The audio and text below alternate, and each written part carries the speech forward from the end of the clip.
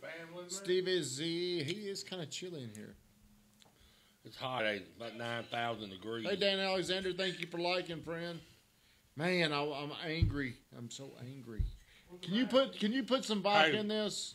We need to do like the Hulk does. You wouldn't like me when I'm angry. God, man, this is so frustrating.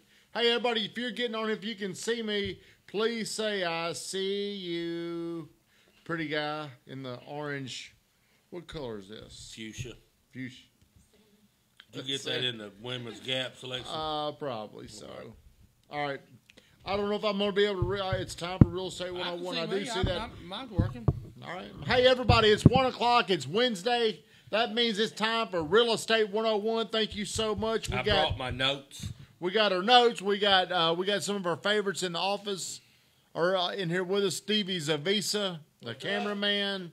Oh, Stevie. We got our girl Kim Reynolds. And of Stevie course, used to be a little heartthrob back in the day. You know why you know what his nickname is? Pony Boy. You know why? Because he's like he's breaking hearts. You know what we ought to do? we need to have him just coming here shirtless one day, get his hair all fixed up, see if we can't fix him up. Come on now. You are a handsome little guy. He's a pretty little fella. Now does that bother you if we say handsome? You are handsome. You're quite handsome. Quite cute. Hey, Nathan, thank you for liking. Dan, the man, thank you. I'm going to give a shout out to the commercial bankers over there at First Bank, starring Dan Alexander, Ronnie Martin, Janet Pickering. There's a few other ones over there. I won't go on and on. But, hey, they are great if you are looking to do a construction loan. If you're looking to buy anything commercial, that means if it won't go, if it's bigger than a house, call Dan, Ronnie Martin, call one of those people over there and say, hey, I was watching GTT and he said I could call you, I could trust you. Those guys are very good. Very good. They're the greatest. Weatherman, is there anything you'd like to say? I appreciate you coming flying in here, buddy. Flew in here, just coming here from Vegas on the Burt Enterprises. I flew in on the Burt plane. I like to thank Did y'all Burt. have fun? Yeah, I like to thank Burt. He actually let me fly. So I flew halfway. But no, we definitely want to thank, we had a big shout out to Scott Abernathy this morning, and we want to continue to plug him. We want to plug our good buddy Roy Frazier with Farm Bureau Insurance. We definitely want to thank Kim Reynolds for being in the audience. So. For mine? Yeah.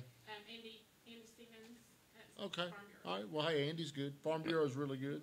We need to convert her. We need to switch. Well, okay, we can't come on. We can't do that. Andy Stevens very good. He's also a handsome guy, like you. He's handsome like you, Stevie. Hey, you know Boy. I'm not calling you that name. Do you know what Pony Boy is, Kim Reynolds? No. You ever seen The Outsiders? There's this tough guy on there, real tough. See, Stevie's very tough. He'd fight anybody. He's like mad. right now. What happened to Pony Boy? Didn't he die? He dies. Now, right now, if somebody were to, if you were to go out, let's just say if you were to leave your house and you were to go out, couple drinks, how likely would you to be to get in a fight if somebody gave you the nudge? Not nowadays. I'm not. Could you hold 20 years ago, what would have happened? Oh, Weatherman would have gone south.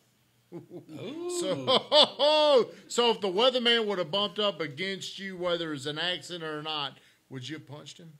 What would you have done? I would whoop the Pony Boy's tail. Sensei Taylor. Foot swept him, hit him with a back fist, right, and he would have gone exactly. No, you do know he was a karate man back in his day. Pony Boy. Also, he's a little Ralph Macchio. He sparred in there with these big, thick glasses. He's a little Ralph Macchio. Did you spar with your glasses on? No. Yeah, you did. No, I didn't. I saw you. Can you show us a roundhouse? I could, but you might have to pick me up off the floor. Well, I'd like to see you do it. For a little trick shot Friday, you do a roundhouse. All right, hey, let's get this party started. What was Ralph Macchio's name in Karate Kid? Danielson. I may like it better than Pony Boy. Call you Danielson. All right, everybody, it's time. We'll get right to it. Nobody wants to hear me and Weatherman be funny up here, although we could do it for a living. If you have not, please like, please share, please comment. Please. If you believe what we're doing is helping you, is there any reason why you would not share the stream, Stevie Z? I got some good stuff in this folder. You don't even know what we're going to talk about. Kim Reynolds, is there any reason why you wouldn't share? Dan Alexander, have you shared? Can we tell how many people shared, David? Thank you. And if you share, you get a chance to win our favorite restaurant, if you the Alley share, on Main. that's right. with that famous Stephen Weathers Weatherman chicken parmesan. If you share the stream, we will go back and we will choose somebody. And hey, if enough people don't share, we may just give that gift card to me. Kim Reynolds and say thank you. Brad Elam was by here. Brad Elam just left. Mm-hmm. He just left. So thank you for coming by here, Brad. Brad came over and took a picture of all our leads on our boards. You know, man, Brad is doing well. I mean, he is doing very Brad's well awesome. right now. Brad's very, very good at what he does. He is very good at what he does. Very, very good. Look at these shares. Hey, we like the shares. We appreciate the love. Lisa, hey, David McWilliams, is he really watching it? Or Hey, where's Cousin Charlie? Cousin Charlie's at a walkthrough. So let's get started. Weatherman, you have no clue what we're talking about. Got a folder full Well, of you know what? You may have your own thing you want to discuss right now, but I'm going to give you some tips on why your home ain't selling. No, that ain't what I got. But hey, don't look at it only if I'm giving you a tip on why it's not selling. I want you to have the foresight to think about these tips I give you before you. If you're ever going to call up our girl Kim Reynolds and say, Kim, get out here, list our house. Here's some things that you need to know. And I'm really going to take this. It's a lot of information. I'm going to try to boil it down to 5 tips. Okay, Kathleen? What are you doing over there, girl? She's admiring. Hey, You look like you're over there. It looks like you're over there grading papers. What are you doing? she's admiring that haircut. Okay. Hey, here we go. Number 1. Number 1. And this is can anybody give me the most common reason why a house has not sold or will not sell? Too high. What would you say, Kim Reynolds? Overpriced. Overpriced. Bingo. Stevie, what would you... Hey, Daniel-san, what would you say? I was thinking I need to wax a little on and wax a little off. Condition. We will get to that. But number 1, I do believe, and I agree with the 2 other fellow realtors in here, Weatherman and Kim, that if your home is too overpriced in this market, it's not going to sell. And a lot of people would say, well, you know what? I ain't in a hurry to sell. Let's put it out there. Well, the longer your home is on the market, the more uncertain buyers will be about buying your home. So if it's on, what do you feel like that number is right now, Weatherman?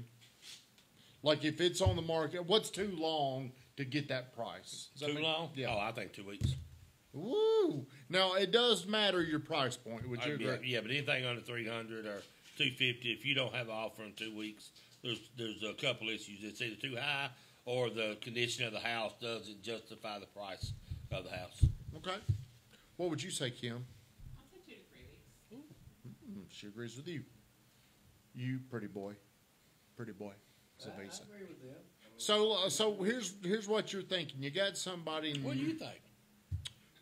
I really agree that I would say if it's price point specific, if it's under 300,000, I think you know soon. I think you do know within 2 weeks. Yeah. Another indicator you're overpriced is if you've had 8, 9, 10 showings and no offers. Sure. That means you're probably a little off, but you're still too high. What happens, Weatherman? So if you're out here, everybody, if you're thinking about selling your home, you need to listen to what Weatherman is saying, and Kim and Daniel son over there. Daniel LaRusso is his name, as a matter of fact.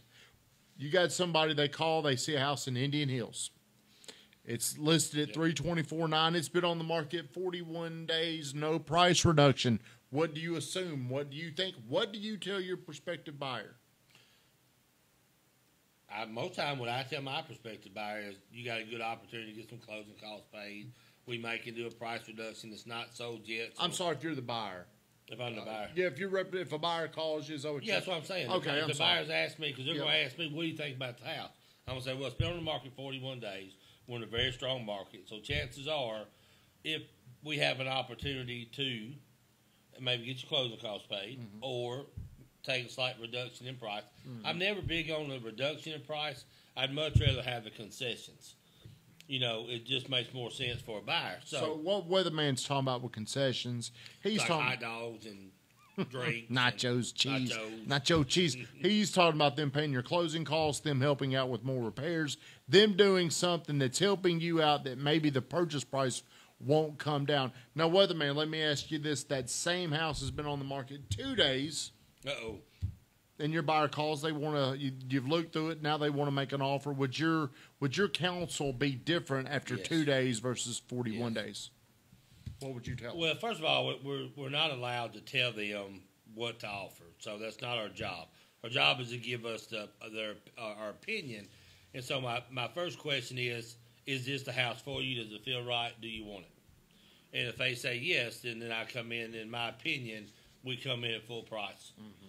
And then let me call to find out, see if there's any offers on the house. If there's other offers on the house, then we have to be more aggressive, which means waiving some contingencies. So that's kind of how I go with it. Okay. Kim Reynolds, thank you for being here. What are you telling your seller after you've been on the market 30, 35 days and it hasn't sold?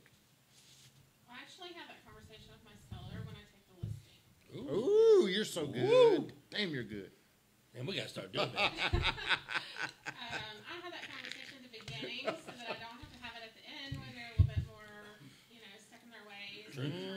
It's much easier to do it that way when you tell them on the front end. As we say around here, we're talking about setting their expectations. Right. Maybe that's what you call it. But keep going. Yeah. Sorry to interrupt. I tell them usually within 2 to 3 weeks if we don't have as much interest in the property, if we're not getting the showings, if we don't have any offers and it's overpriced and they need to reduce it down by day 30, and I will discuss the price that I think it needs to be reduced to at the time that I take the listing. What do y'all feel like should be a standard reduction? Let's say if you're at 324.9, you've had some interest but no offers. What are you telling your people? How much do you need to reduce it? I mean, mine's $10,000. I mean, if you're not going $10,000, you might as well just wait. I mean, because realistically, five you would have had an offer. 5 is not enough. Yeah. That now, if you're at a $159,000 house, those never change. But a 320. Yeah. In my opinion, it needs to be 10, and then be prepared to go more.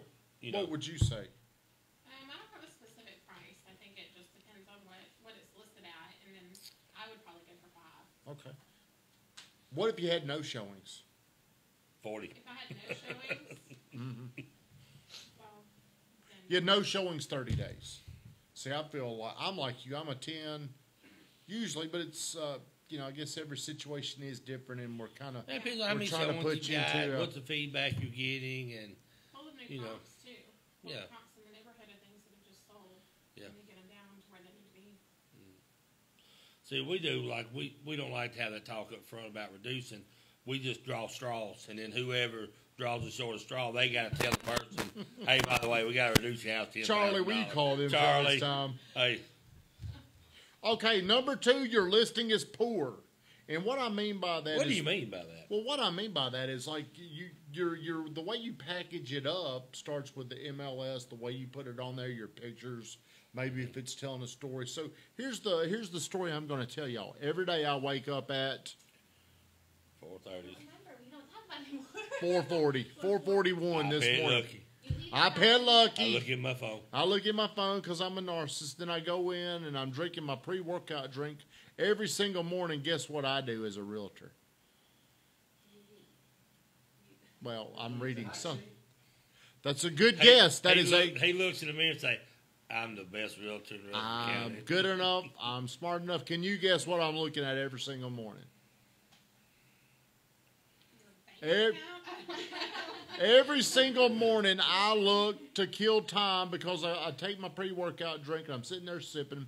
I'm reading Notre Dame stuff on there, but what I do every single. Where are you going, Stevie?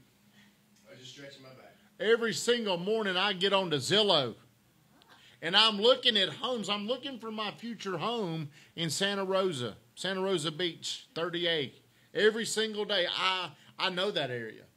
But I'm going to tell you what's powerful, the way those pictures look. Because sometimes you can see a house, and you're like, damn, you know what? If I was down there, I'd borrow Weatherman's money, and I would go down there right now. So some houses, see, I'm taking out what I know around here, and I'm applying it to like a consumer. I'm a consumer in Santa Rosa Beach, and I'm looking down there. The way these people package up a house, some are better than others. Yeah. So the same thing applies here. Some people are putting something on there. It's a more compelling story. Me and Brad do the same thing. Hot sheets. Yeah. I wish I could get on there, Weatherman. Yeah, y'all get on the hot sheets every single morning? Absolutely. Hey, I got something on here. If I just save a little money. Kim Reynolds, how did you say seller not mine? I didn't see you do that. Overpriced, not staged. Yeah, Chad, hey. You know, a lot of times what I do every morning is I look at what comes up under 175, what comes up under 150, what acreage tracts come up. So I'm looking for the desirability. What is out there that everybody wants. So when somebody calls, I have 2 or 3 things always in my arsenal that, hey, I got one at 200. I know where one is, a 5-acre tract, yada, yada, yada. And so the more knowledge you know, the better you're going to be. What if you're like us, me looking down there in that area? See, I've been down there 20 times in the last 3 years. I'd tell you over the phone. You probably could, but the way these homes look on Zillow, Sure. they're more. I'm gonna want to go see the homes where they got better pictures.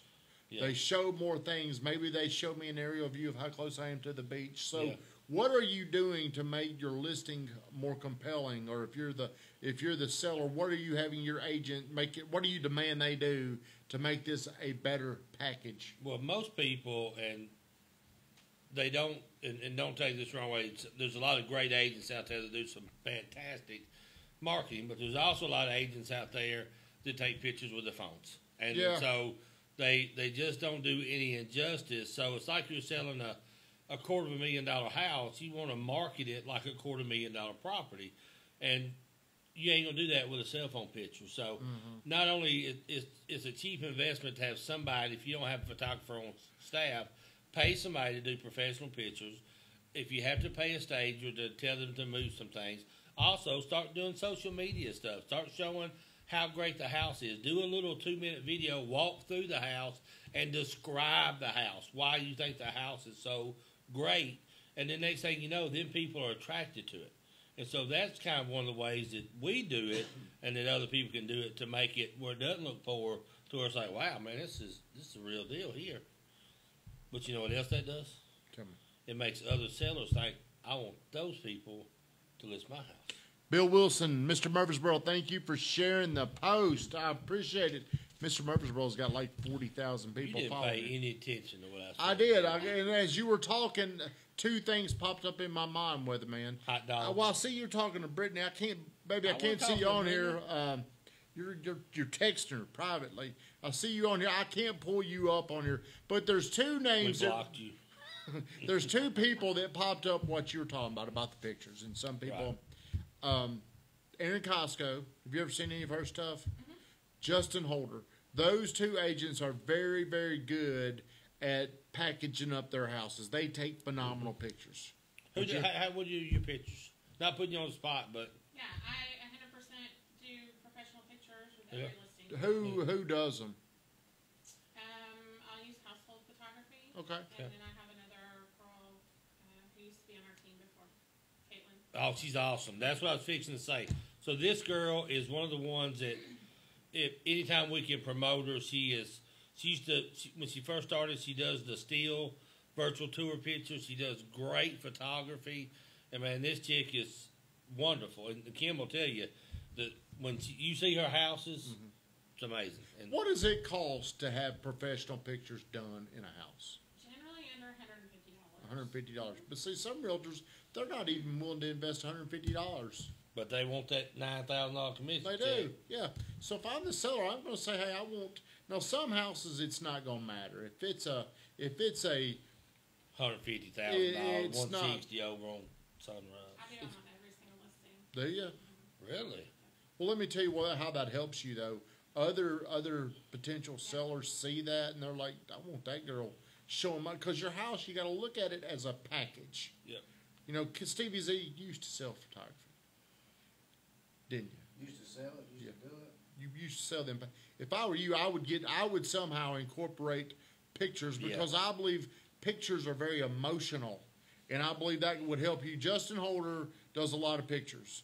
Erin Costco does a lot of pictures, and what that does, somehow it resonates with our emotions.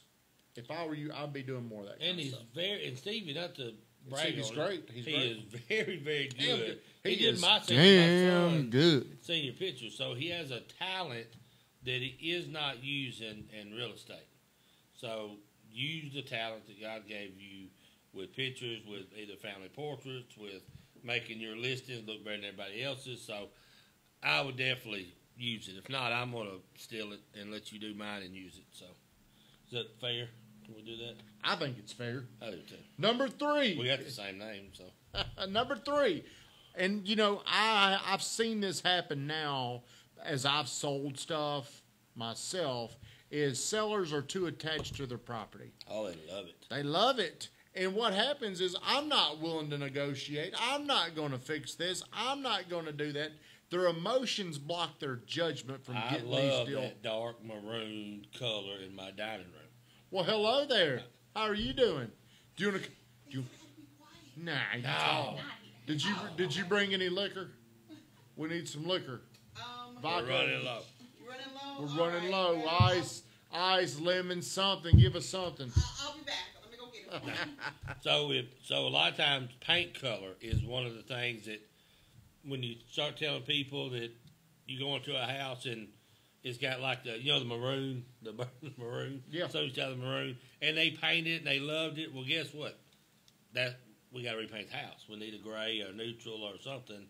And matter of fact, this color is almost, you hate to see this color anymore in a house. It's almost like when Kim, you walk what do you in and think see about that. What do you think about this color here?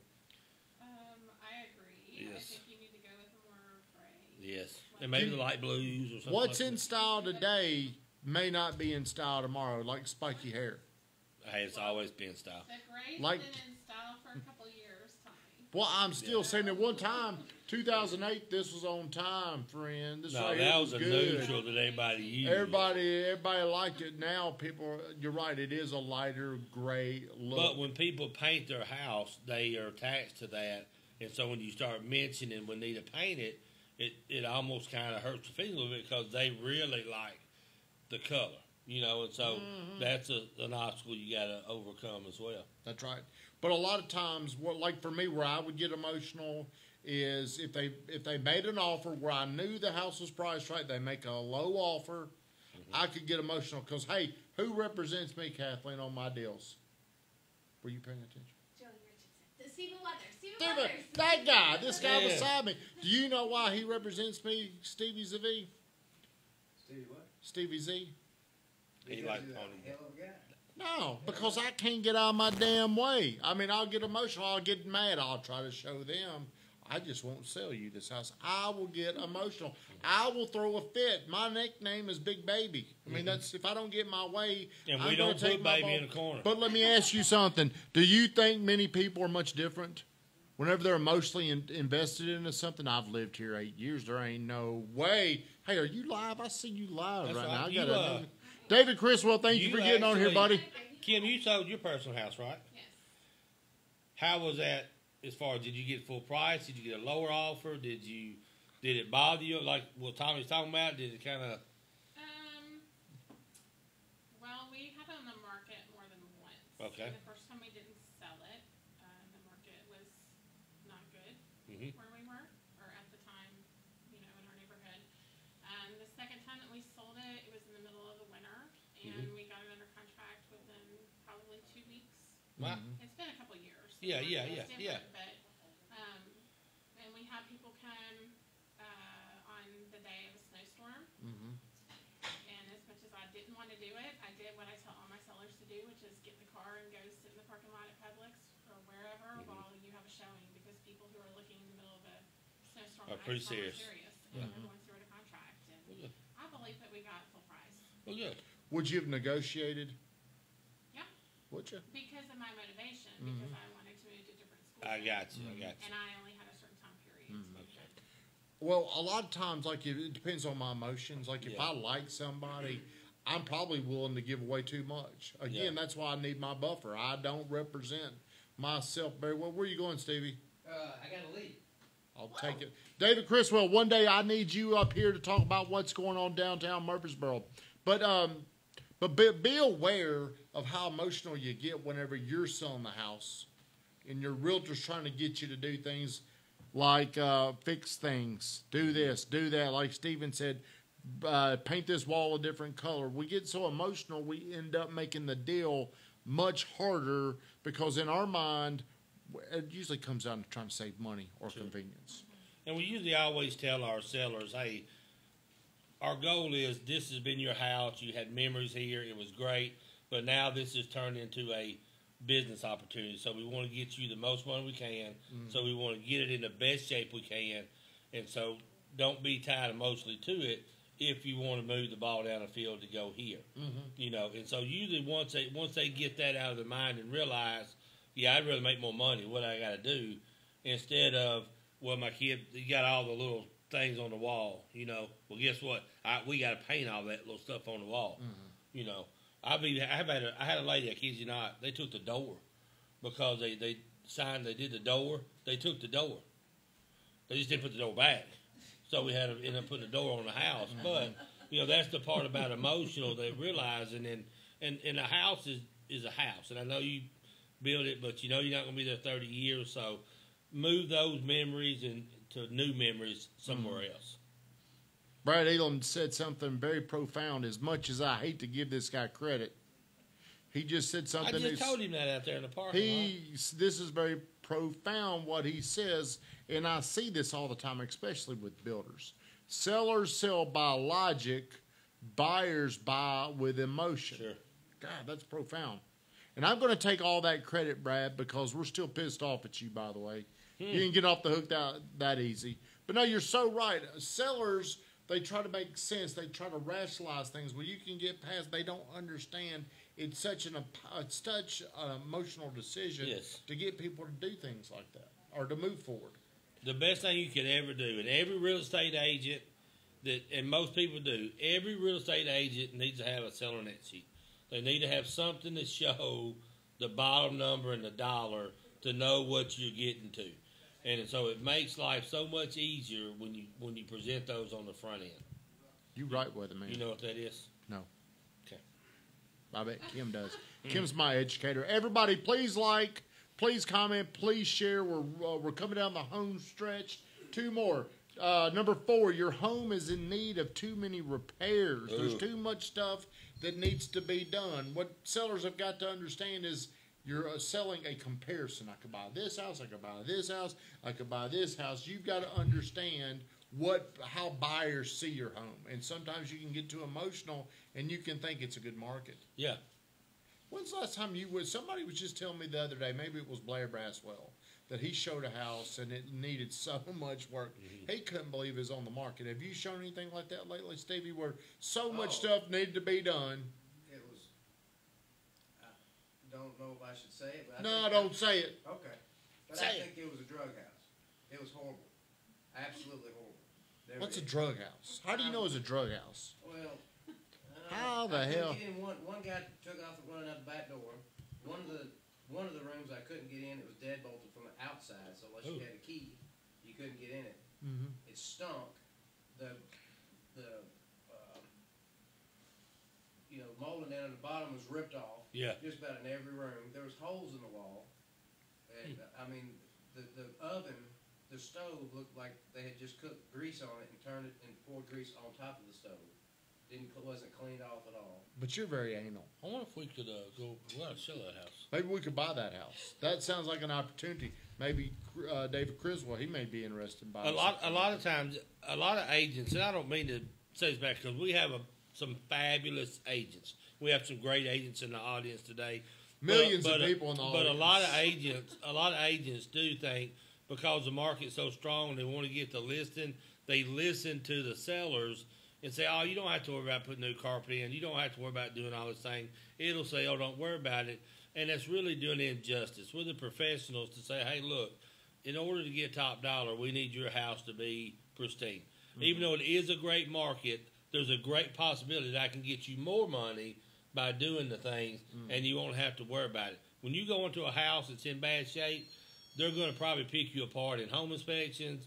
They're going to have issues that come up a lot easier compared to going into a house that's in good shape. Mm-hmm. Profound statement, I'm going to say, Kathleen. When price exceeds value or when value exceeds price, people will buy. Yes. So they take all these things into consideration. Needs this. What's in that? What is that, Stevie? You're making weird. My luck charm. Walnut. So Buckeye. people, what they're doing is they're looking at what all this is going to take to be done right. And usually buyers are going to double down. They think it's going to cost twice as much. Like, Yeah. hey, this is going to cost me $1 million to do. This is going to cost me. Usually, they're doubling what it actually would cost. Sure. Number 5. Are you ready for number 5 with me? Have you been Yeah. over here in my notes? Mm-mm. Number No. 5. You choose the wrong agent.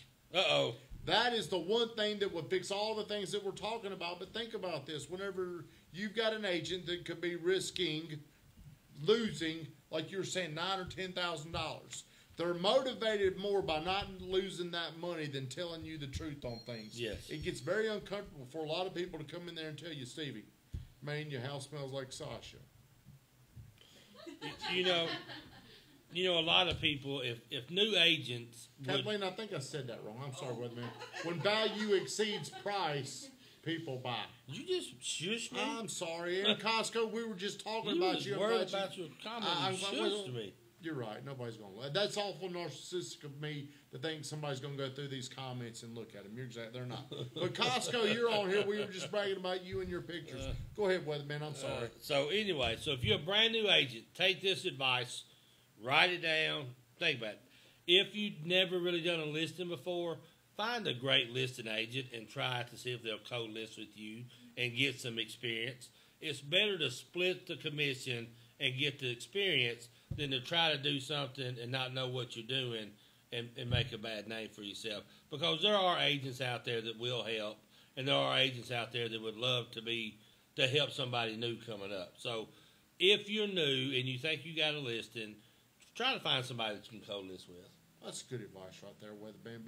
But picking the right agent can help you overcome all these obstacles. Yeah. But you know, most people, they got a friend, they're a new agent, and they think because they're a friend and they're going to sell the house, and it ends up messing the relationship up, the friendship up, instead of just kind of taking it care of them. He said, hey, I've never really done this before, but I've got my friend Kim Reynolds. She's going to help with it. Mm-hmm. We'll co-list it together.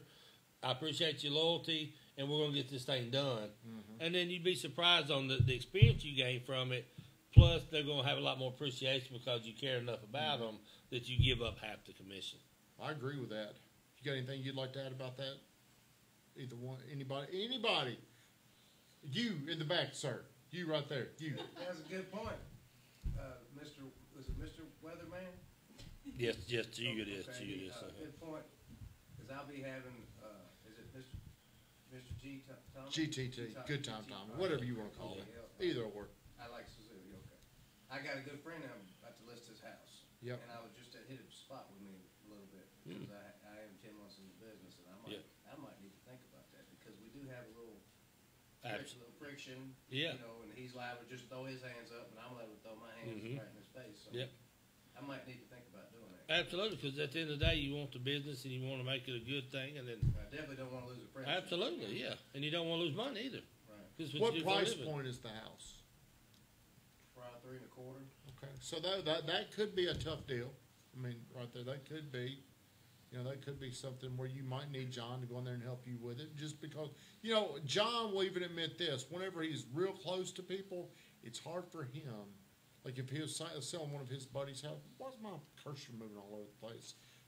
He said send him over to bradelam.com. Brad Elam did. But John will tell you it's very hard for him to be persuasive with people that he knows so well because you discount your friends, you brush them off. Yeah. What would you like to add, Kim Reynolds? I've co-listed with several new agents, and I think it's a great way for them to learn the industry and the things that, that they should be doing as an agent. And there's just so much experience that you can gain out of that. Sure. And I think it's been really beneficial to them because there's always something, that's unexpected that they don't know how to handle, and it's easier for them to come to a more experienced agent and have that person, on speed dial. Like, hey, I just had this happen. Somebody just messed up the showing. What do I do with it? My seller's yelling at me, and they're crying on the phone, and I can be the calm, voice of reason to say, listen, this is okay. Call them back. Let them know there's a mistake. This is how you're going to fix it and move forward, because when you're new, you kind of are ready to jump the gun to give up some of your commission because you made a mistake. Right, sure. And, it's better to have somebody who's more experienced to kind of help guide you and make sure that you avoid a lot of those mistakes. here's what I would say about new agents, and they don't know this, is the most dangerous negotiation you're in is the one you're not aware that you're in. And anytime a new agent is talking to a prospective seller, they've already engaged. The moment you're in a negotiation is the first moment you start talking. Yeah. Because the seller is sizing you up. Oh, absolutely. Right then, they're deciding on, hey, is this somebody that I could trust to get this done? Is this somebody? So that's two things you need to know. The most dangerous negotiation is one you're not aware you're in. Number two is a negotiation begins the moment you start talking to somebody. Mm-hmm. Or when you think, hey, I got them, we're ready to write them up, they're my client, and then they're not. That's happened, hasn't it? It happens a lot in real estate because there's people are looking all the time, people are calling different agents, and a lot of times they find the right house and somebody's in the right place at the right time. So it's just you got to kind of shake it off. If you let it bother you, then this business isn't for you because it will come back around. You get your feelings hurt real you'll easy. be that person on the next time. Most of the time, if you have somebody very loyal, you don't have to worry about it. If they're not loyal, then it's going to happen anyway. That's right. Hey, Jamie Stillman, thank you for coming by. You and Candy and Iberia, we appreciate the gift. Brian Nell, you as well. The Big Kahuna, Shane Ray, I hope you're doing well. Well, hey, one of your own, Todd Taylor, is on here. I see Todd. I work out with Todd Taylor. Ask him who's in better shape. Are you working out with Todd? Hey, Todd's got a team. He's got a team like in Chattanooga. Classes. Hey, I think he's kind of just taking over. You know, next week, what I would really like to do, if you would tag, and let's call out our boy, David Criswell. I would love for him to come over here. Do you know David? Mm-hmm. Do you really? I would love for him to share what he knows about going on downtown Murfreesboro. I mean, he was telling me stuff on the phone Monday, maybe, about how many more owner-occupants are coming in. He's got a lot of information. I'd love for him to come on here. Aaron says, this week has been, I just want to go work with animals in a veterinarian office. Hey, I got a chicken, a goat, and a little mini mule. If you want to come over there and get them, you can take them back to your place. Hey, since we're friends, we can talk about this now, Aaron Costco. I mean, I want you to, our week didn't start off good. Weatherman, how'd you come and tell me about our Monday? Was it this week or last week? We didn't have too good of a... How was it this week when we had found out about our client buying? Yeah, we lost. Yeah, we got boom. Yeah, we had. Did I tell you the story? We had a house listed. The paperwork, everything was done, and then we found out. We won't say who the agent is. It was beep beep. It was beep beep. We found out not one of our own, but somebody else had sold this person a $750,000 house. But for the record, the agent did call and say, "Hey, I just want to let you know." Yeah, the so agent it was very class. It was did call. It and was say, a class act that they did that. So, but see, here's probably what happened. I mean, these people, whenever they made the decision, I want a house. Nothing is going to slow them down. Yeah, they're not going to say, "Well, hey, we're over there dealing with the weatherman and cousin Charlie." They're thinking, "I probably won't even see the weatherman again. I want this house." He don't care about us. What's he done for us? Okay. Did you talk to them about signing a buyer's rep agreement? I think they did. I think they did. But you know, you could either try to hold them to make them pay 3%, or you can just say, well, at the end of the day, really there's something I didn't do, or I wouldn't have lost them. I mean, and I've lost them before, and I've got them before, and you know, I don't know how comfortable I would feel. I don't think I ever make anybody sign a buyer's rep. Usually, if I got them, I got them, but obviously, we didn't. I believe they're worthless. I mean, because it's something that you talk to them about. Yeah. Because really, the buyer's rep tells the client they have to pay you. Yeah. Well, obviously, we didn't do something to where they felt like, hey, no matter what, we did something wrong. Is the way we look at it, whether that's right, wrong, or the thing is that these people are looking for a specific house that is not out there. So to give you an idea, let's just throw it out there, like a farmhouse on a little bit of land in an area that's not out there. Well, guess what? They don't make those. You can't find those. People are building those. Well, guess what happened? It just happened to come on the market one day. And one day only was that particular house that you'll probably never see the whole year because builders just don't build those houses. And what it was a house that the people building the house lost a job and fell through. And that's what happened. It was just a freak thing that somebody was just at the right place at the right time. But like Aaron talking about how sometimes things happen where you're like, I'd like to get out of this business. Yeah. That was one of those things where like Cousin Charlie had such a gut punch. Yeah. He was like, damn, so hard to not take it personally. You do take it. No matter what, you're going to get your feelings hurt and you're going to take it personally. And see, Charlie don't drink, and he went and got a 12-pack of Old Dudes, and man, he he just had- knocked them back. He knocked them back.